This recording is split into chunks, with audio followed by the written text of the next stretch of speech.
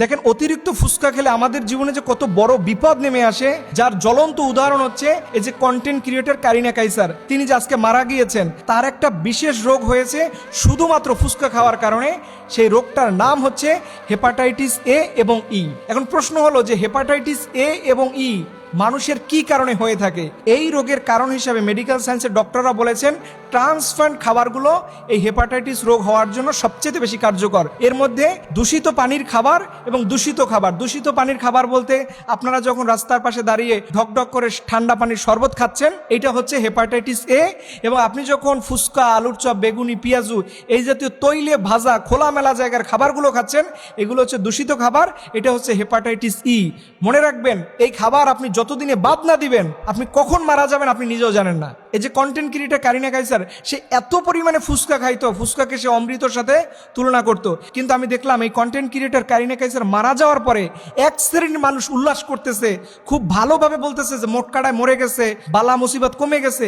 কি আফসোস, আমি জানি না এই মানুষটা আসলে কি মানুষের ক্ষতি করছে। কিন্তু নবীজি বলেছেন, বুখারীর হাদিস, কোনো মানুষ মরে যাওয়ার পরে তাকে নিয়ে তোমরা তুচ্ছ তাচ্ছিল্য করো না, কারণ তার কৃতকর্মের বিচার এখন আল্লাহ করবে। সো মানুষ মরে যাওয়ার পরে তাকে নিয়ে হাসি তামাশা করবে না, এটা কোনো মানুষের বৈশিষ্ট্য হতে পারে না। এবং এই হেপাটাইটিস এ এবং ই কতটা মারাত্মক জানেন?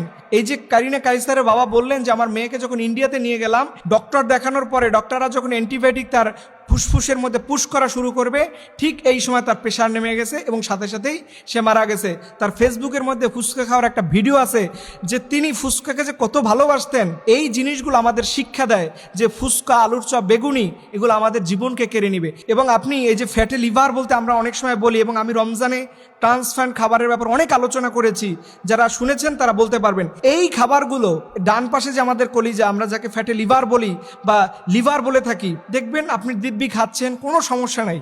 হঠাৎ করে যেদিন অসুস্থ হবে সেদিন আপনার অবস্থা খারাপ হয়ে যাবে। এর জন্য প্রিয় ভাই এবং বোনদেরকে বলবো, এই হেপাটাইটিস এ এবং ই থেকে আপনাকে অবশ্যই বেঁচে থাকতে হবে, আর না হলে আপনার জীবনটা বিপন্ন হয়ে যাবে। এর জন্য আসুন, নবীজি কখনো খোলা খাবার খেতেন না, আমরা উম্মত হয়ে এই খাবারকে অ্যাভয়েড করি এবং বেশি বেশি করে নবীজির সুন্নাহ পদ্ধতিতে খাবার খাই। আল্লাহ রব্বুল আলামিন যেন আমাদের এই ফ্যাটি লিভার, এই যে হেপাটাইটিস এ এবং ই রোগ থেকে আল্লাহ যেন হেফাজত করে। সবাই বলুন আমিন।